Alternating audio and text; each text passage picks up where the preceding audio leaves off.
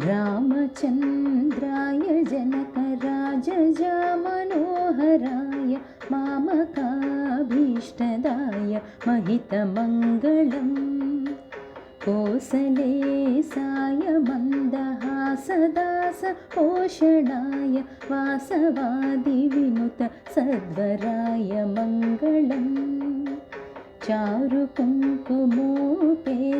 चन्दनादिचर्चिताय हारकटकशोभिताय भूरि मङ्गलम्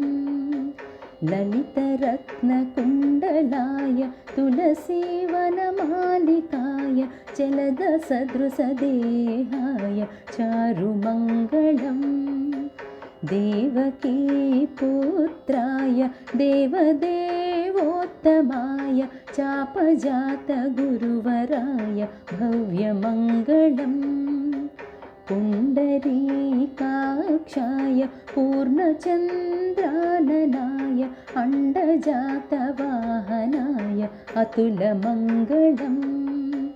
विमलरूपाय विविधवेदान्तवेद्याय सुजनचित्तकामिताय शुभगमङ्गलम् रामदासमृदुलहृदय तामरसनिवासाय स्वामी भद्रगिरिवराय सर्वमङ्गलम् स्वामी भद्रगिरिवराय सर्वमङ्गलम् सर्वमङ्गलम् सर्वमङ्गलम्।